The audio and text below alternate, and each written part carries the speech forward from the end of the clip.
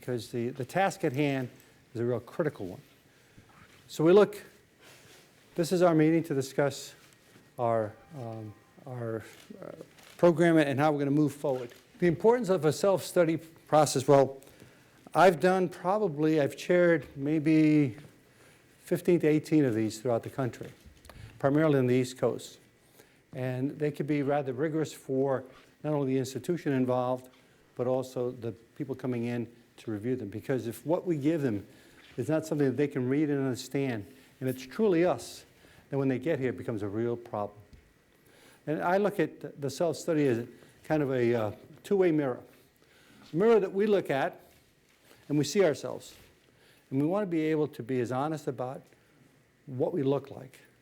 Because they are on the other side in this two-way mirror looking in at us.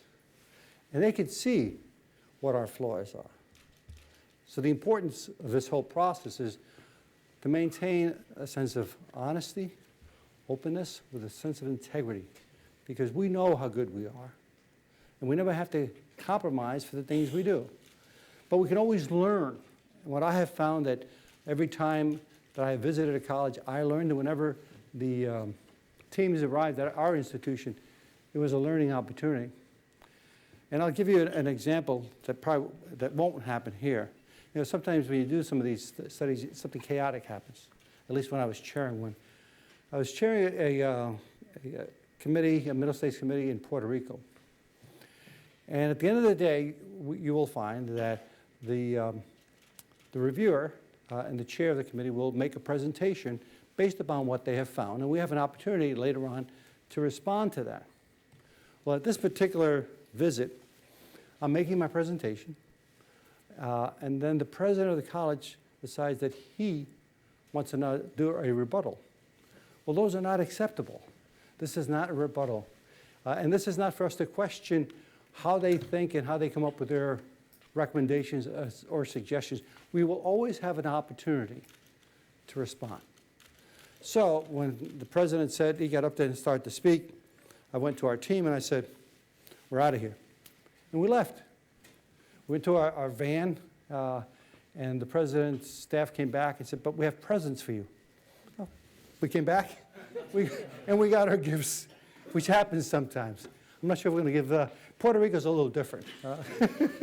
It's a cultural thing. Whenever I did accreditation visits in Puerto Rico, they said, you have to understand the culture. That when people are treating you a certain way, it's not because they're trying to influence you. It's just part of the culture. But I want them to see our culture here, that we are warm and caring and understanding, and that we have the best interests of our students in mind, and we'd like to have that reflected. But if there are issues that you feel that when they ask you, I want you to be totally honest.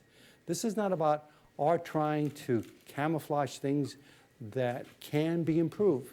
Because at any point in time, when you share with them your perspective, that lets them see us from a different perspective as well. And at the end, this is almost like I had this project called years ago, if life came with an answer sheet, what would you ask? My theory was that if you ask 10 people about a particular issue or a problem, that 7 of them will give you kind of more or less the same answer. And they know that there'll be people at this institution that are disgruntled and unhappy, and they'll share their perspective. But at the end of the day, they're not going to try to pinpoint 1 or 2 people. This is an overall assessment of our institution. There is increasing attention to accreditation. They're concerned that what are the outcomes? What are students spending their money on, and what are they getting in return? So there's a great deal of a request for accountability. We need to be able to show, when they arrive here, that our students have left with something of value. And I hope that are able to share, because I know we have. But there's been a move in this whole process that students are spending a great deal of money and can't find jobs elsewhere based upon the debt that they currently have incurred. Here at our institution, we're really focusing on internships and experiential learning. We want our students that when they graduate from BMCC, not only do they have a great education, but they've had some experience, some opportunity to interact in the real world. And that's really what our goal is in moving in this direction. But they're going to come in and measure us. And there are institutions that have not met the standard. I know some of you have heard in California that the community colleges of San Francisco were denied their accreditation and then went to court. But this is a learning process for our college. We will take this as an open book because these are consultants not coming here to pick holes at what we do, but to help us better understand what we're doing and how that reflects in the overall society and how we can improve that. Commitment to involving the entire community. We are committed to that. Anybody who wants to speak to them will have that opportunity. And this is why we've tried to have as large a group as possible involved in the self-study. We believe that this is a process that we all get involved in because we see it from a different perspective. The faculty, the students, the administrators, the staff, we all see it from a different perspective, and how do we get that collective wisdom together to make this the best institution possible? And that's really what this process is about, is for us to look at ourselves in the mirror, let them see us as we see ourselves, and find ways that in the process we can better what we do and make this institution really great for our students. Thank you.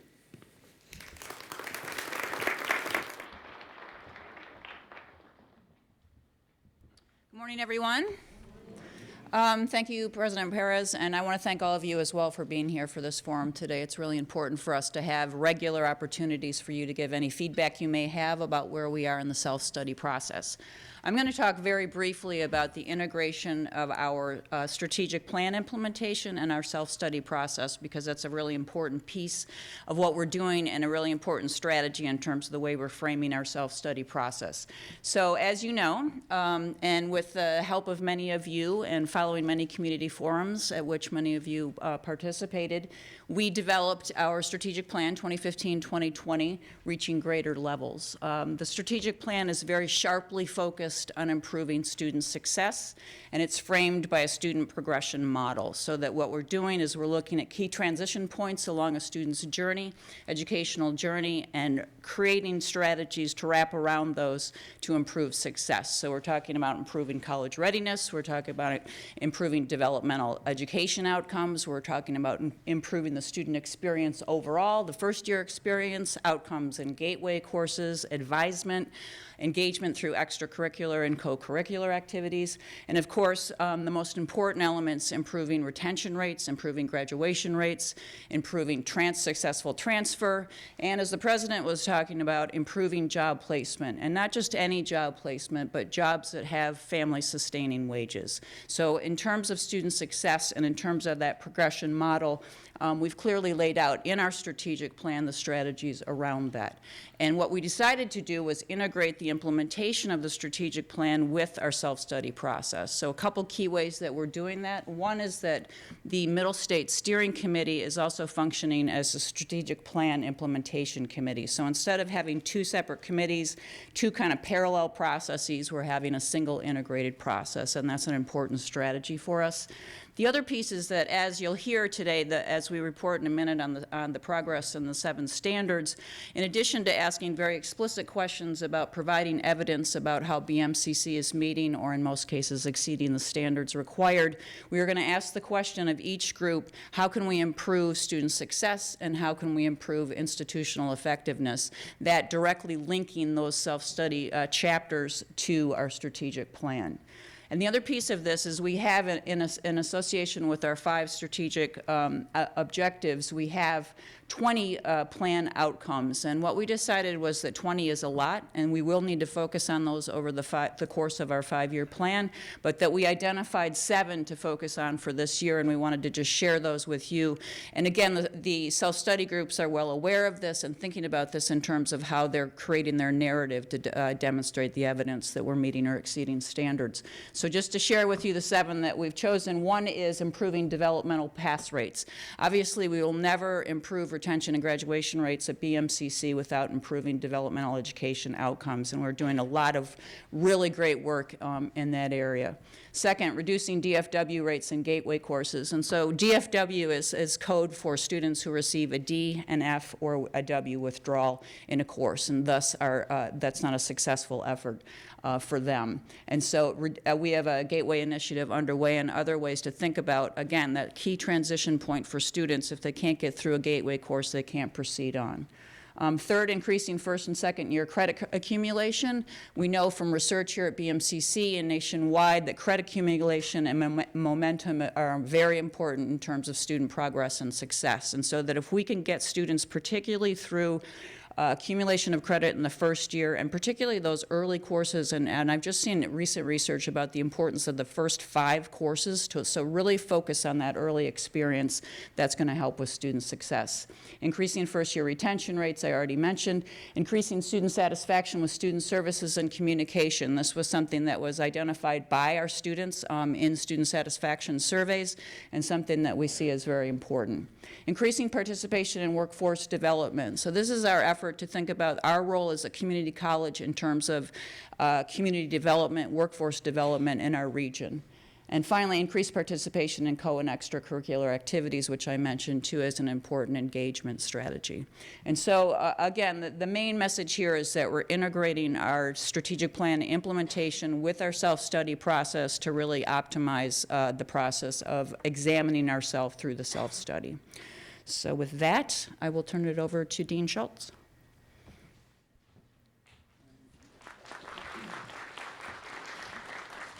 Good morning.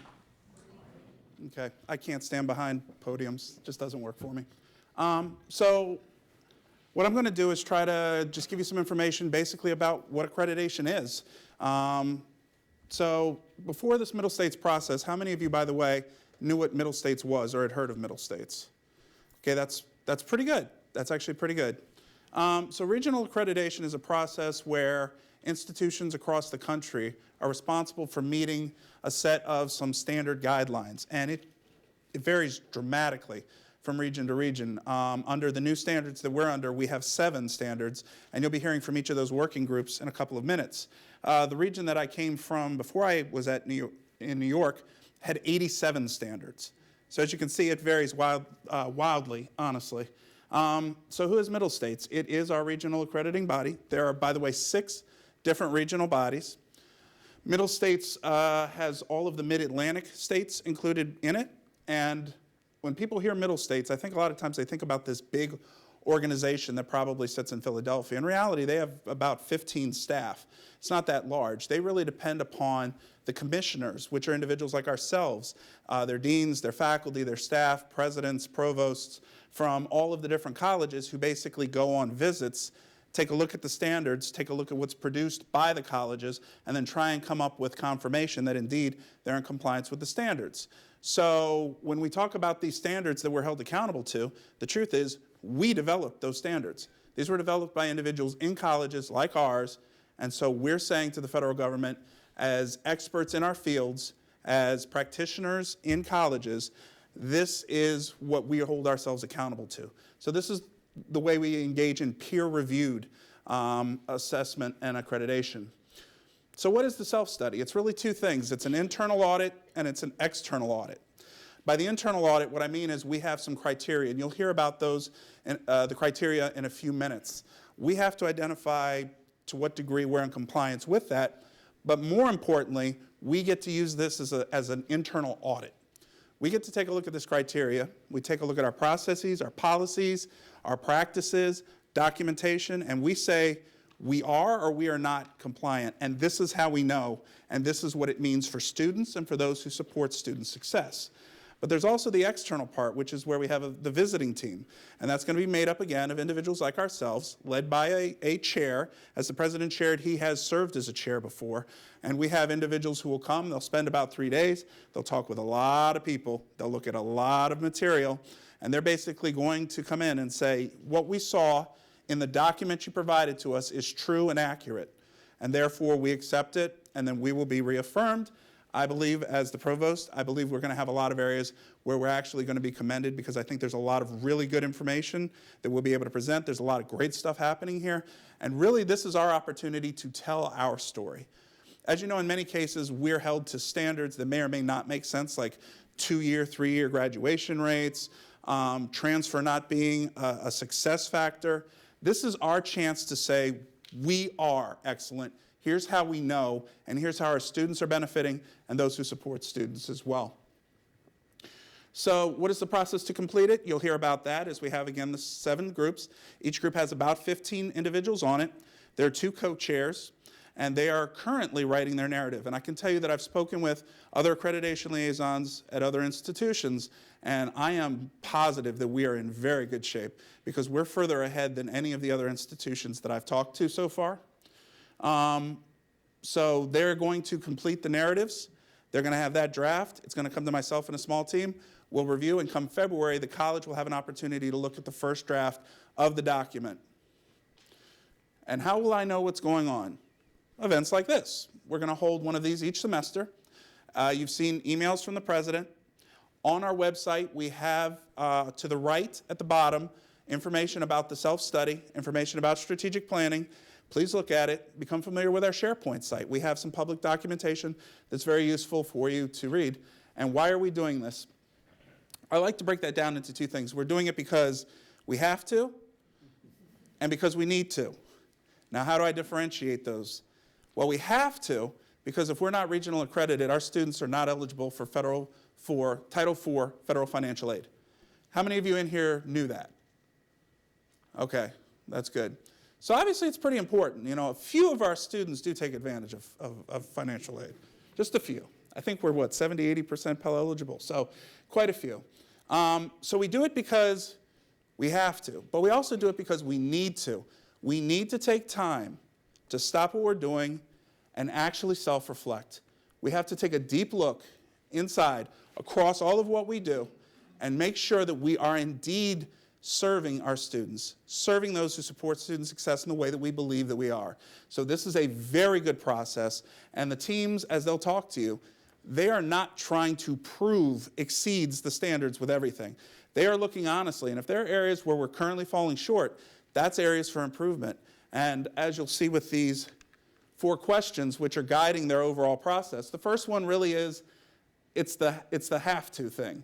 To what extent do we meet or exceed the standard? That's kind of the checklist thing. Then we have what evidence exists regarding the periodic assessment. So this is where we get to look at our documentation and say how we tell our story. The third part is how effectively is the information regarding the standard communicated. Communication's an issue. We know it is. It came up in coach. It came up in staff survey. This is an opportunity for us to work on it. This is one of the things that we're doing to try and improve communication. And the fourth part is the need to. What recommendations are we going to provide to improve student success and institutional effectiveness? We get to change things if they're not working. We'll work through the appropriate bodies and we'll begin starting very soon. So what I'd like to do now is go ahead and move to standard 1. I'll go ahead and let Michael, Maria, I will let one of them take the pointer and get started. There you go. Good morning, everyone. All right. So I'm Michael Hutmaker. I'm Dean for Student Affairs. I'm co-chairing Standard Working Group 1 along with Marie Enrico, Chair of the Department of Modern Languages. Okay, so Standard Working Group 1, we're working with the mission and goals of the college. And really to summarize it, we're looking at 3 aspects, in what context, our mission and goals are aligned with the context within higher education, how we work and serve our students, and how we intend to accomplish those goals. And then our goals, that's our mission. So for our goals, so how do we link our goals to the mission, and how are we going to do it? Specify specifics, how the institution is going to fulfill those missions. So we have the group, we've come up with 5 questions that we're going to be answering to prove the mission and goals of BMCC are being attained. So the first one, let me read the first question because the answers are up there. It's sort of like Jeopardy. So the first question is, what evidence does the college have that BMCC's mission defines its purpose within the context of higher education? Now, we have members of the group here. Group 1, can you raise your hand, those that are here? Okay, so they were able to make it. Some of them are in class, some faculty, students, and some staff. What they found, the group that's working on this question, is that according to the American Association of Community Colleges, the mission of a community college is, quote, the foundation for which all its activities flow. So with that as a sort of a sounding, a starting point, we found there's a many-pronged approach that we have of meeting that. We've developed support through getting grants, specifically at STEM. It's a big national higher educational approach. Supporting our students, getting them to be retained, persist, and then graduate. The second question we have is, what evidence does the college have that the college's mission and goals support student learning? So we found explicit support for that, specifically with the new programs, new academic programs that are being brought on over the past few years. We just had an announcement today that economics is now on the board. That was on one of the news articles today. So congratulations for that group. And also the support with regard to ASAP, the BMCC Learning Academy, College Discovery, creating those learning type communities.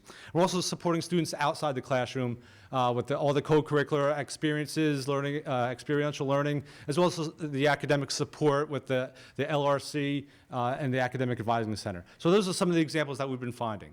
So Maria's going to talk about the next three questions we have. Oh, I thought you were in the first. Okay. So question number 3 was, what evidence does the college have that the institutional goals link to the mission? So, okay. So the standards for the institutional goals are defined in the objectives and outcomes in the strategic plan framework, and they are assessed. Basically, what that means is the institutional goals are linked to the mission as defined in the strategic plan framework, and they are assessed through vehicles such as the performance management process, PMP, and administrative, educational, and student support assessment. We are constantly assessing everything, okay? Like, it's constant. It never ends, okay? And if our assessment doesn't come out in a satisfactory manner, we regroup and we try to see why not. And we break down everything and we try to slowly, because it is a slow process, fix everything as we go along. The next one was, what evidence does the college have that the process of developing, approving, implementing, and assessing the mission and goals is accomplished through a collaborative process? So we had many meetings with students, with faculty, with staff, all going over the previous mission statement, what people thought it meant, how it could be changed. People came up with all kinds of drafts. They were voted on. It was a very, very comprehensive, inclusive process. A lot of people showed up. We offered food. And it was very, very well done, I feel. And also people had a chance to, it was on the website, people had a chance to put in their comments. No one was left out of this process. No one. And finally, what evidence does the college have that the missions and goals guide the decision-making process? So basically, it is evidence-based, and that is because of all the assessment we do, okay? So the assessment and planning cycle has been aligned with the institutional budget cycle so that data-influenced decisions can be made at the institutional program and course level. And the examination and use of assessment involves both top-down, and I think this is very important, bottom-up input. So everybody had a chance, okay? Thank you. Thank you. I guess I'd like to invite Standard 2 Working Group up.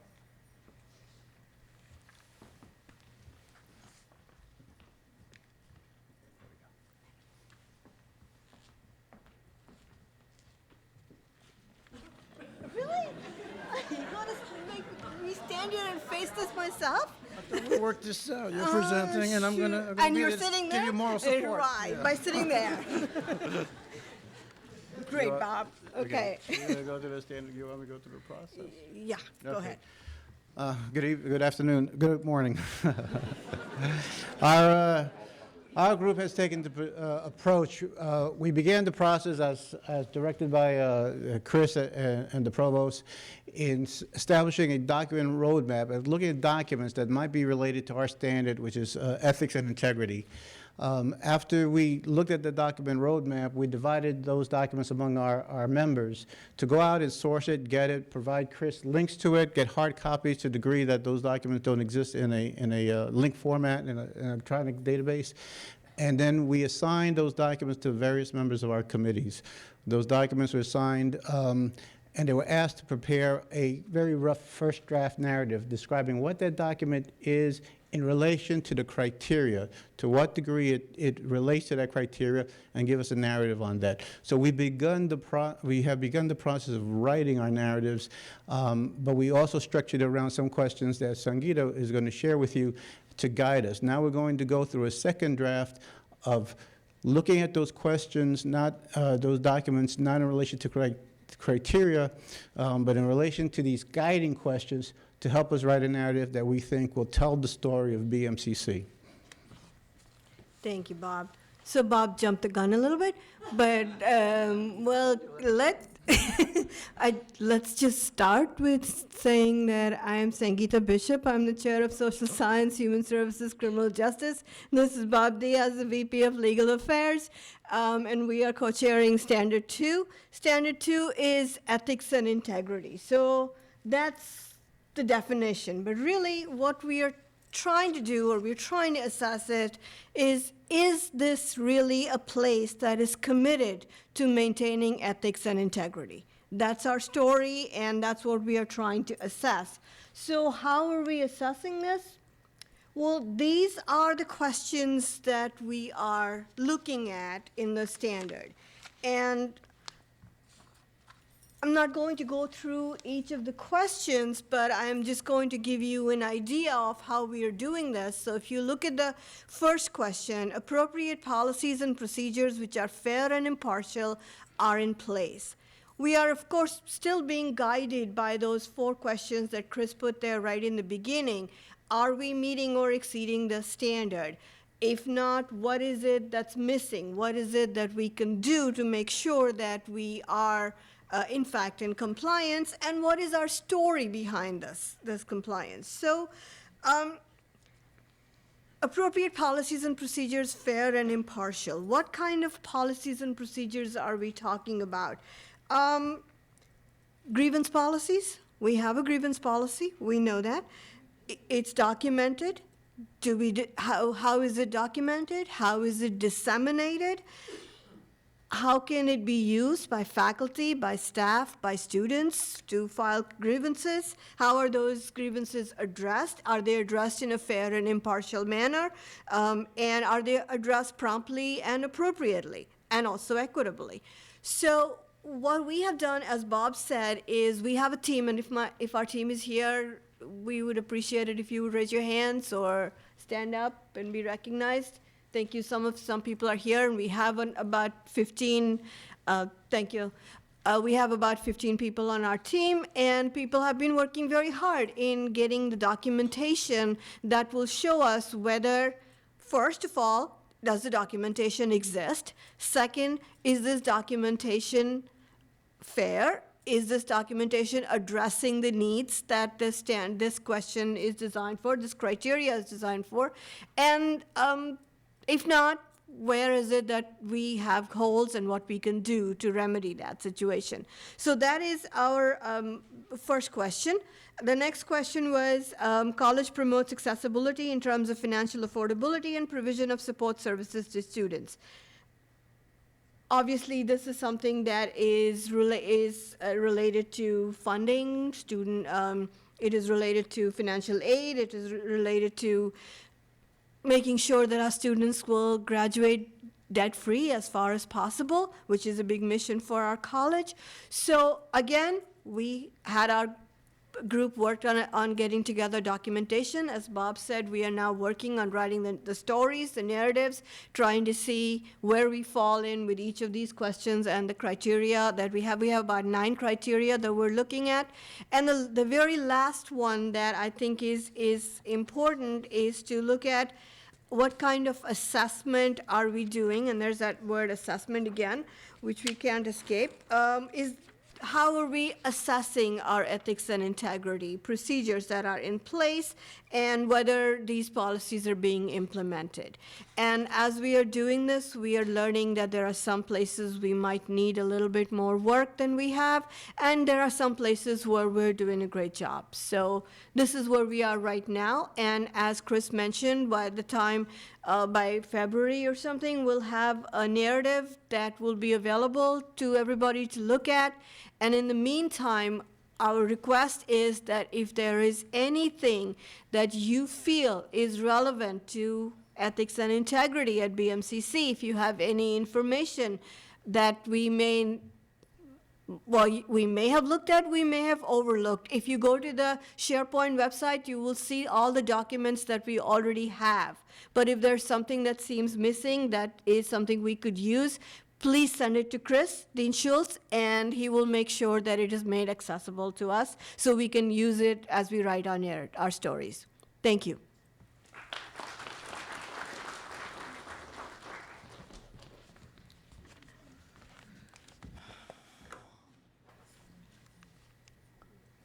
There we go. I'm Hollis Glazer in the Department of Speech, Communication, and Theater. Sarah Salm in science is also the co-chair, so we're standard 3. We think we're the most important standard and the best group. So this is we think it's the heart of what's happening here. It's about student learning. And is this are the 10 up after this? So you can see that. Those are examples, but I want to tell you that the questions that we're looking at have to do with gen ed. It has to do with the college maintaining resources for students, with academic and co-curricular programs, with certificate and undergraduate programs. It also has to do with what faculty go through, including the college maintaining the number of qualified faculty. You see that one in 3. Our faculty provided sufficient resources for improved teaching, professional growth, and scholarly inquiry. Our faculty evaluated through clear and equitable processes. I'd like to get a show of hands of faculty who are not in a working group but are here today. Can I see? Awesome. So 6, maybe 7. So I want people to know that the American Association of University Professors reaffirms this accreditation process as a peer review process. This is something that happens with others in other institutions that are, their faculty and their administrators. And the AUP also strongly encourages faculty to get involved. So those of you who are here, spread the word. There are ways for you to look at this and see if we're doing a good job. I mean, you know how these things go. We're on committees and we're trying to get it through. But we really want this to be a process that is self-reflective. So I am here to say to you, please, faculty, we want your input. These are the heart of what we do as faculty. And you can see we're doing the same things that the other groups are doing. We're identifying the questions, identifying the documents right now. Now we're combing through the documents. But if there's documents you think that we need to look at, you can let us know, Sarah, me, anybody else on the working committee. So that's basically what we're doing. I'm also going to do my job as a public speaking teacher right now and do a time check, which is we want to be done in like 10 minutes. And there's 4 more working groups. So you guys try to consider that. And I'll go to working group 4 now.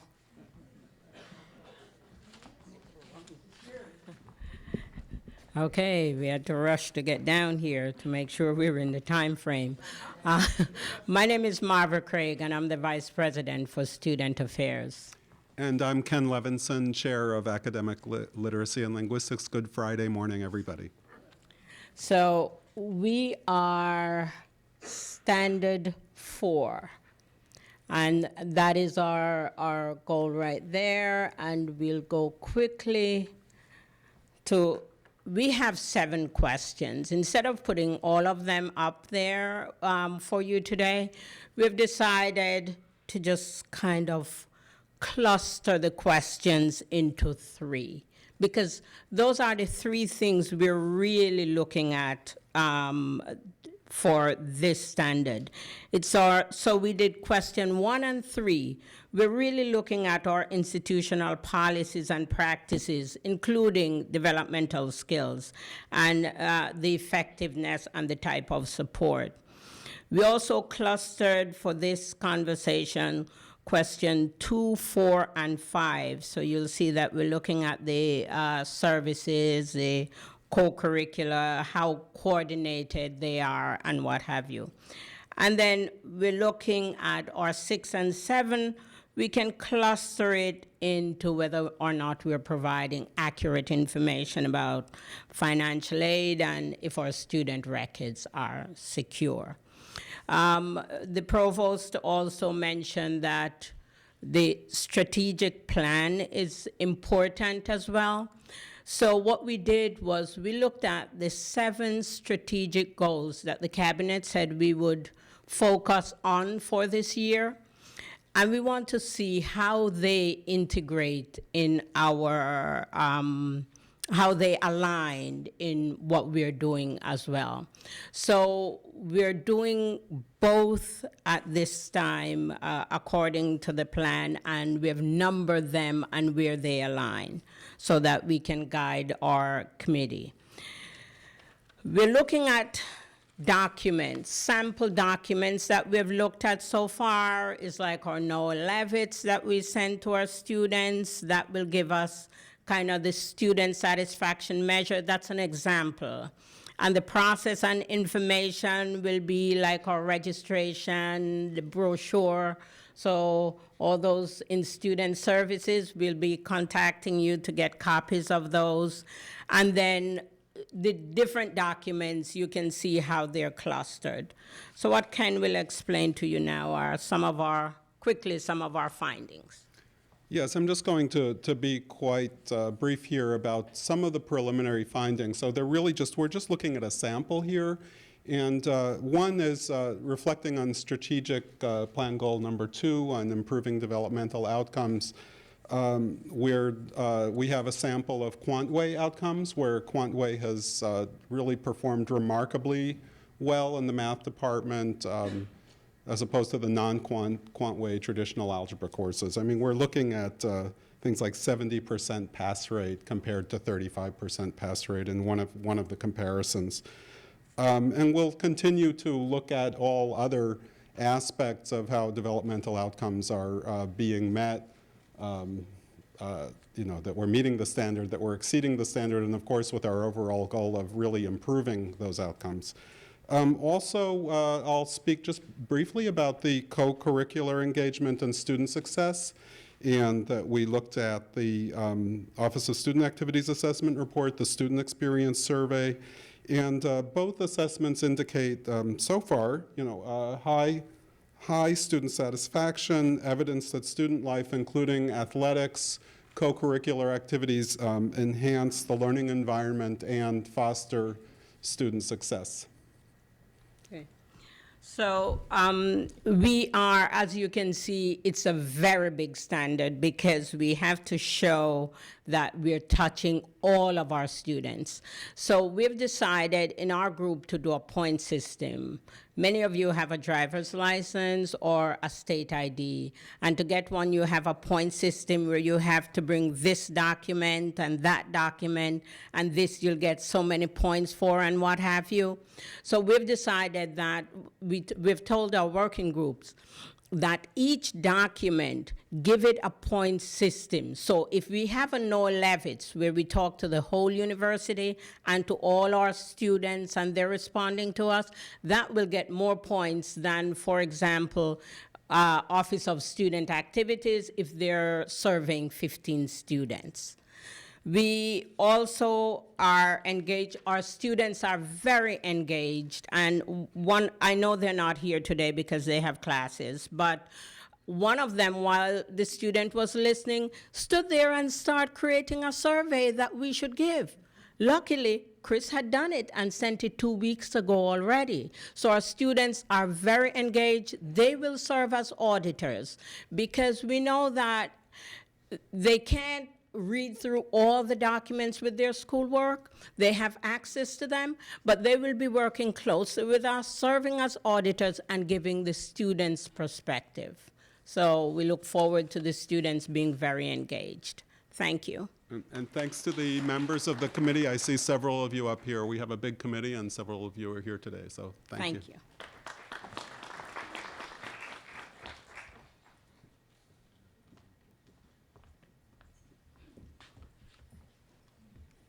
Okay. Okay, good morning. I'm Erwin Wong.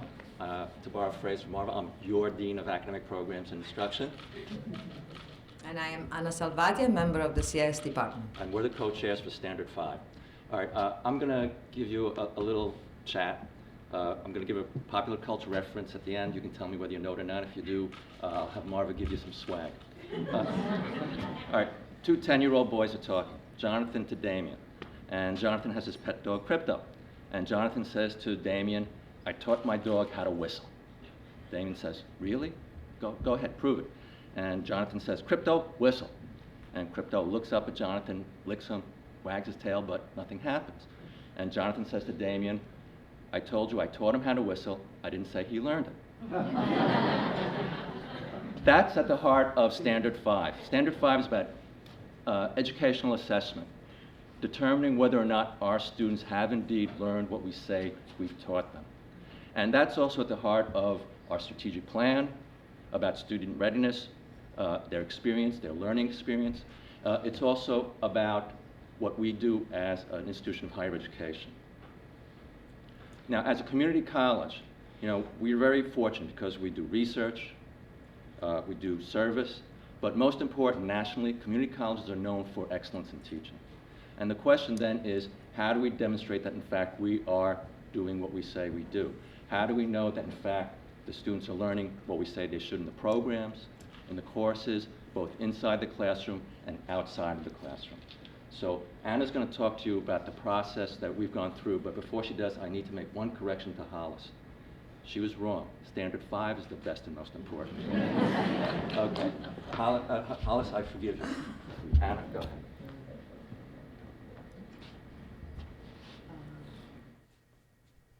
Okay. So what you see on the slide is the process that we've had so far. So we have, not only we are the best standard, but we also have the best group. We have 15 very dedicated, 14 now, very dedicated members of the group. And we have divided the group into 5 originally, now 4. And this group, they had academic departments and service areas, and they went to interview liaisons and staff from the service areas, and they gathered information about assessment, such as the APR and the assessment procedures, assessment results that both departments and service areas had. And we uploaded all the data, the information on SharePoint. So that was the first phase. The second phase was to analyze all the data that was uploaded and come up with a draft and see where we met the standard, where we exceed the standards, and where we do not meet the standard, which is as important as finding out where we meet or exceed. So at this point, we are in the process of analyzing, and we already see that we are meeting the standard and we are exceeding. Many departments and many service areas are doing assessment. They have clearly learning outcomes. They're doing an ongoing assessment. Results are used to improve learning outcomes. There is one area that we see that we can use an improvement, which is that results are communicated externally and internally to all the constituents, such as department meetings and minutes and web. So we are going to, we have time to improve, but we wanted to see what was missing. So that's what we're doing right now. That's it. Thank you. Fast.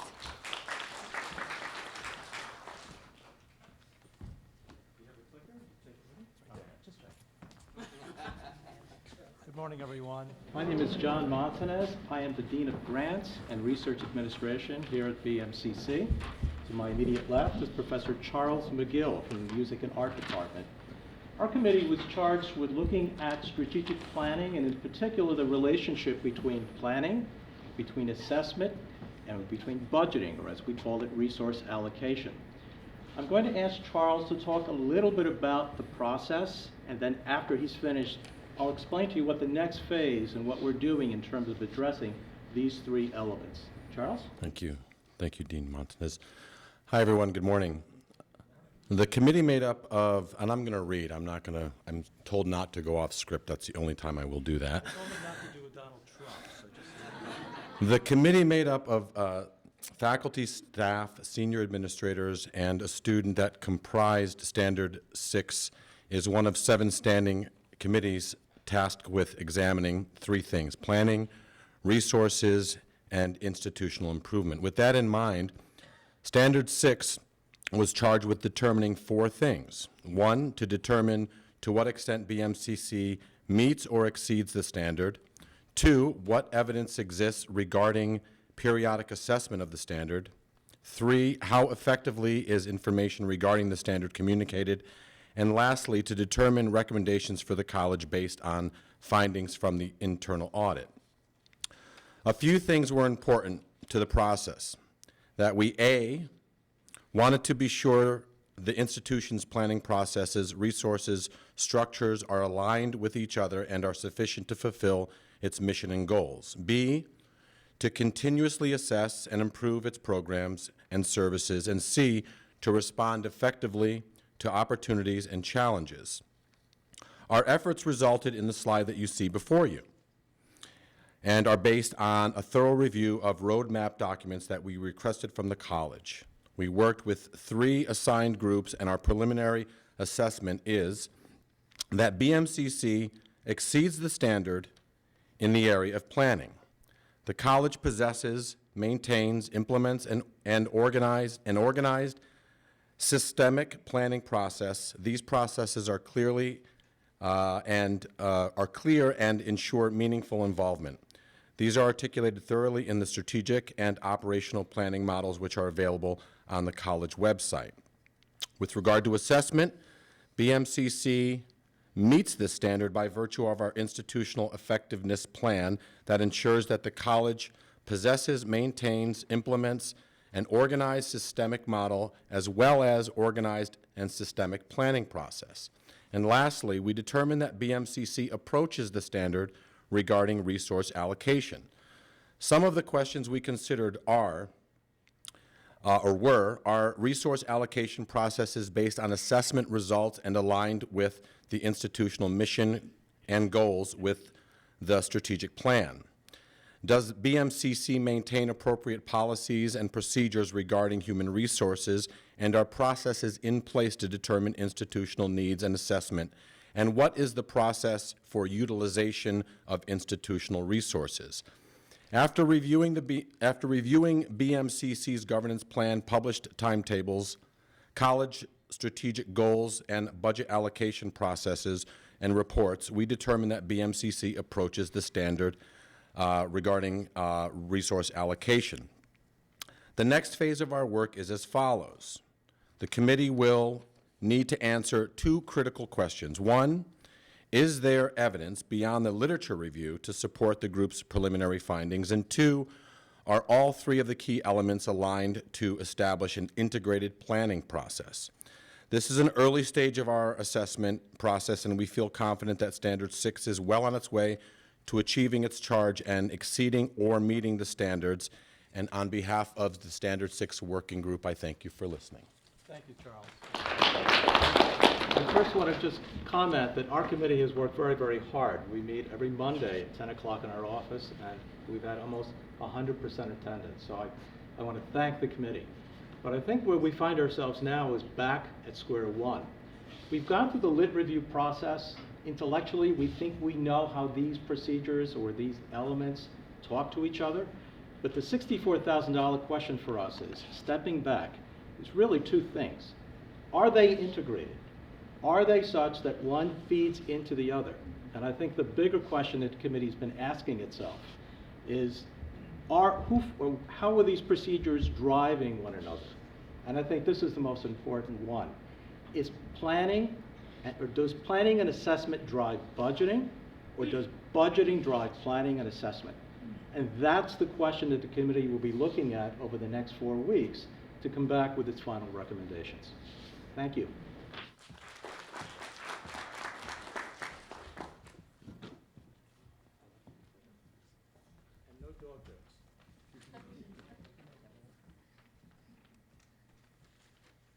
Okay.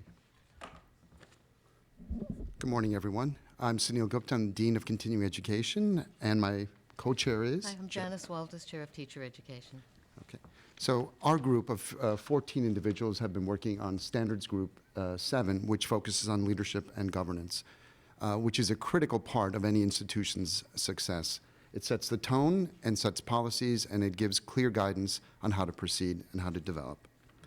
The Middle State Standard on Leadership and Governance looks at the institution system to see if it clearly defines the roles of institutional constituencies in policy development and decision-making. It asks whether the governance structure includes an active governing body with sufficient autonomy to ensure institutional integrity and to fulfill its responsibilities of policy and resource development consistent with the mission of the institution. Our working group found that BMCC, obviously part of a system, the CUNY system, operates semi-autonomously with many significant governance decisions surrounding its budget and appointment of executive leadership determined by the CUNY Board of Trustees. The university system governance structure gives BMCC sufficient autonomy to assure institutional integrity, even though many policy and funding decisions are made by CUNY. BMCC's current bicameral governance structure entails 2 bodies. The first is an academic senate that elects its own chair. The academic senate focuses on items relevant to academic issues and is comprised of full-time faculty, adjunct faculty, as well as student representatives and staff. The second body is the College Council, which is chaired by the BMCC president. The College Council focuses on all matters relevant to the college outside of academic issues. The body is comprised of BMCC's HEO, CLTs, faculty, and staff, including appointees made by the president, as well as student representatives. The actions of both bodies can be presented as recommendations to the BMCC president and then on to the CUNY Board of Trustees. So our working group has put together an actual diagram which shows the, let's see if it's here. This shows the governance structure. This did not exist before, and I want to thank all members of our committee who have been building the rich roadmap and putting together this document, which will be shared with the Middle States group. My co-chair now will talk a little bit about the 6 criterion questions that we've been working on that are relevant to the governance structure. Sure. I'll hold this for you.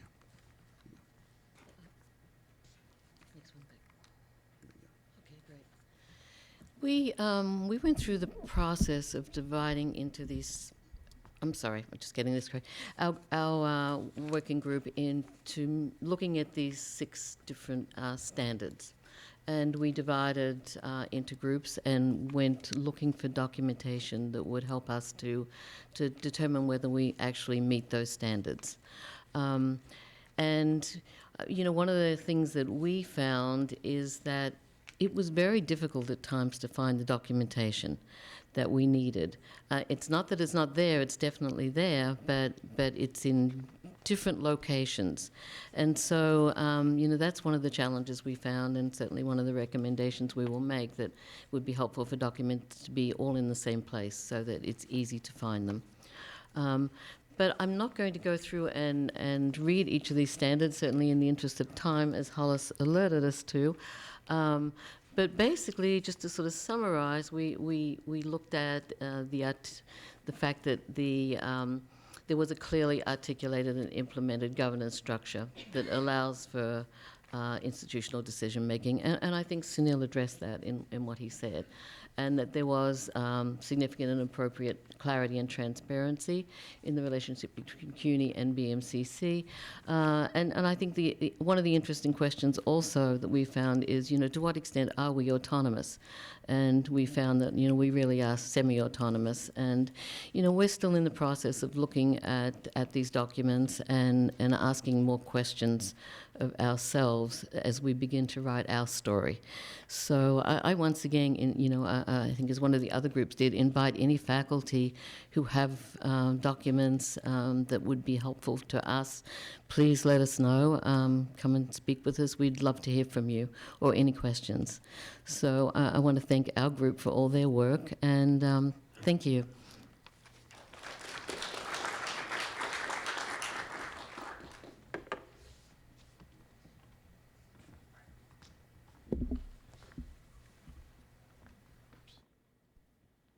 All right, so as you can hear, lots of work going on, lots of different approaches, and we really like that because this really is a process that is supposed to be ground up. So just 3 quick things before I go on here. We did not keep on time. I was sitting down there trying to cut people off and nobody would look at me, just so you know.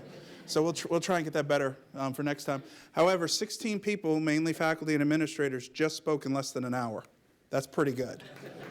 I wanted to ask Anna to stand. Where's Anna? Please? Why? Anna got on a train at 4 this morning to make it back up here just so that she could be here. So that's the kind of dedication that we have. So I want to thank her for that.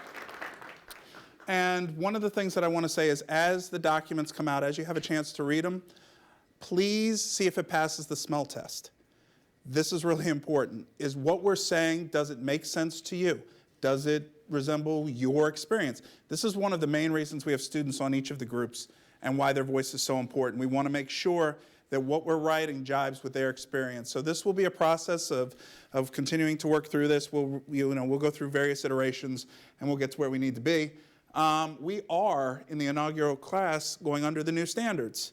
I had asked at a town hall from Middle States recently if we'd have a chance to see what the pilot groups were writing, so we'd have kind of an idea of what they were saying, and I was told absolutely not.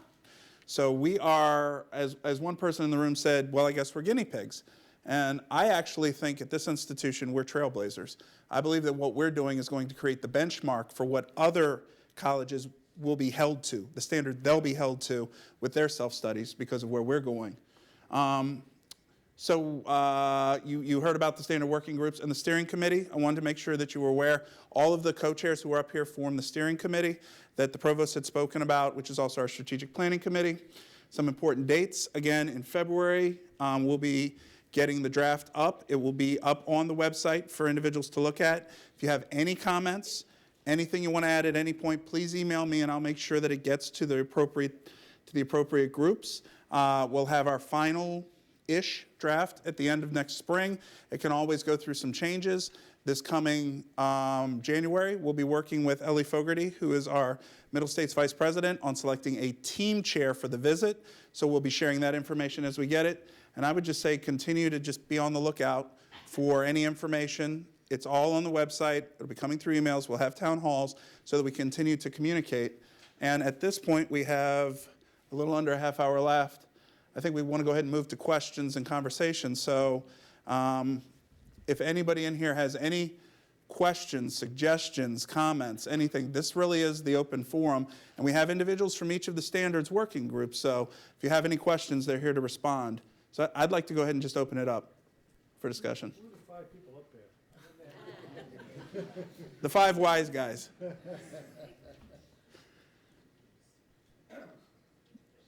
Do we have any questions? They think we did a great job. You guys nailed it.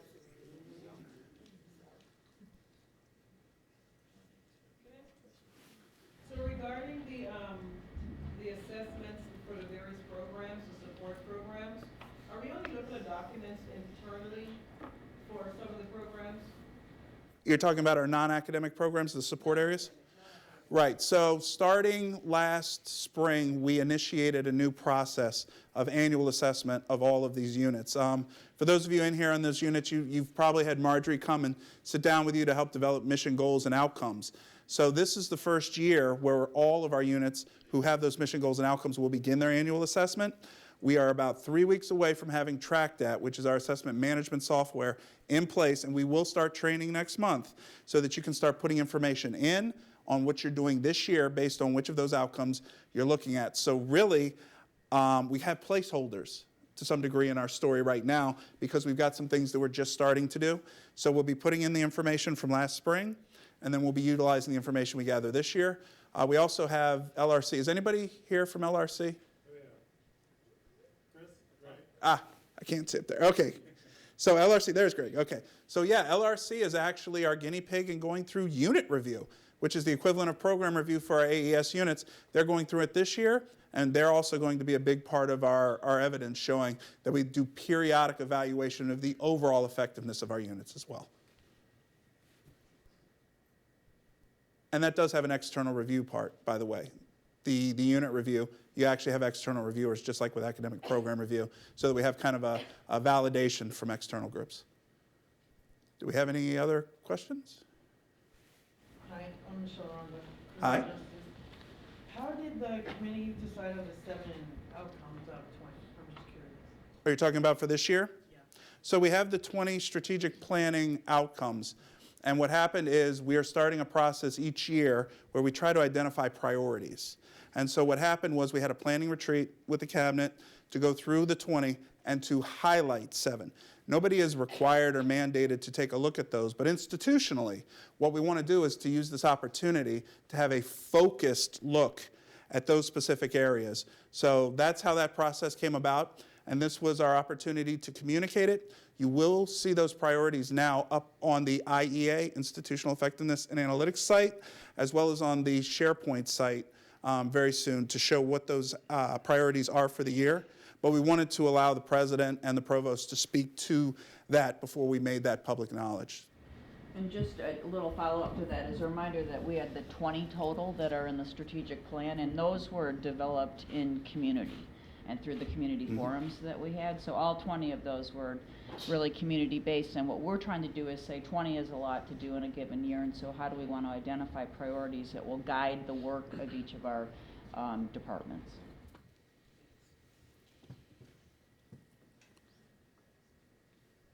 Anybody else? Okay, well, I'm not going to beg. So thank you all for attending. Really appreciate the time. Keep listening. Chris's leadership on this. Chris? Oh, thank you.